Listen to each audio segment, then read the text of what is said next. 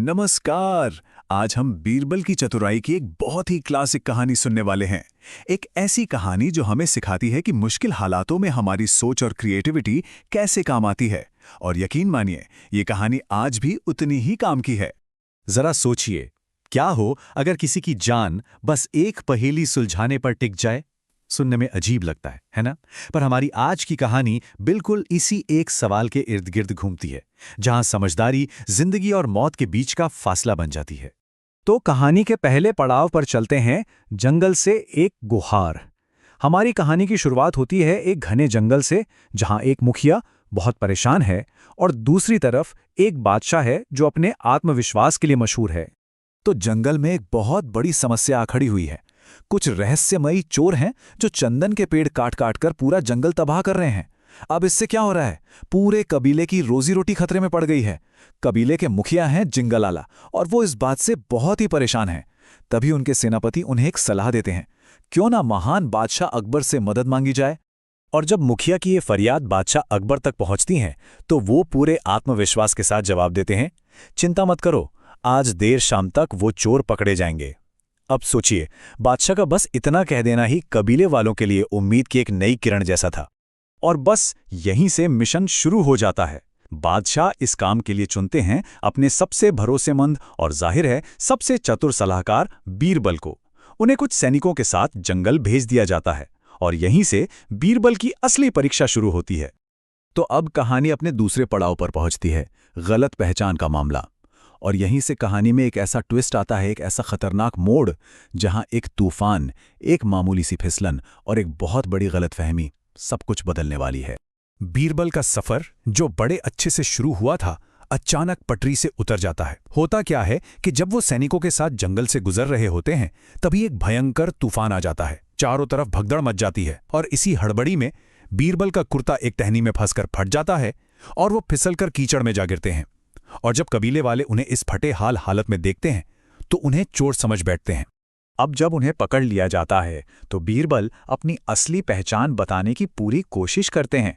वो कहते हैं, मैं बादशाह अकबर का शाही सलाहकार हूं, मैं तो यहां आप सबकी मदद करने आया हूं। लेकिन मुखिया को उनकी बात पर जरा भी यकीन नहीं होता। वो मजाक उड़ाते हुए कहते हैं, हर चोर तो यही दावा करता है, लेकिन ये पहली बार देख रहा हूं कि कोई खुद को बीरबल होने का दावा कर रहा है। ये सुनते ही बीरबल समझ जाते हैं कि वो किसी बहुत बड़ी मुसीबत में फंस चुके हैं।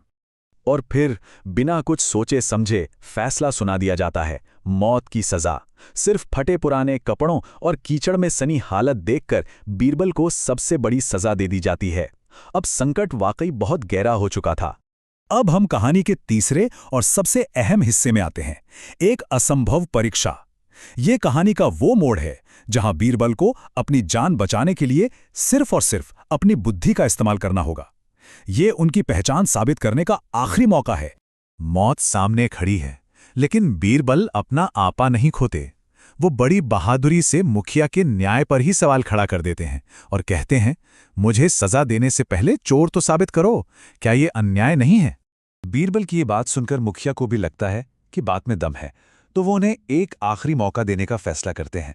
ये उनकी चतुराई की एक परीक्षा होगी, एक अग्नि परीक्षा, जिससे साबित होगा कि वो असली बीरबल हैं या नहीं।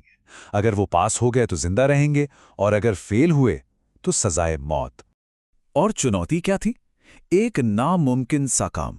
सवाल ये था, कोई रेत और चीनी के अनगिनत दानों के मिश्रण को अलग कैसे कर सकता है? सोचकर ही नामुमकिन लगता है ना? और बीरबल की जिंदगी अब इसी एक काम पर टिकी थी।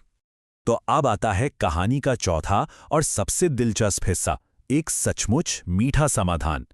ये कहानी का वो पॉइंट है जहां सबसे छोटे छोटे जीव एक बहुत ही शानदार आइडिया की वजह बनते हैं।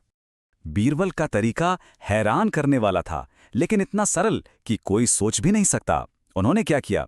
सबसे पहले एक साधारण सा कपड़ा मंगवाया, फिर उस पर रेत और चीनी का पूरा मिश्रण फैला दिया, और इसके बाद बस सब्र से इंतजार करने लगे। थोड़ी ही देर में चींटियां अपने बिल से बाहर निकली, और देखते ही देखते वो चीनी का एक एक दाना उठाकर ले गईं, और पीछे क्या बचा? सिर्फ रेत।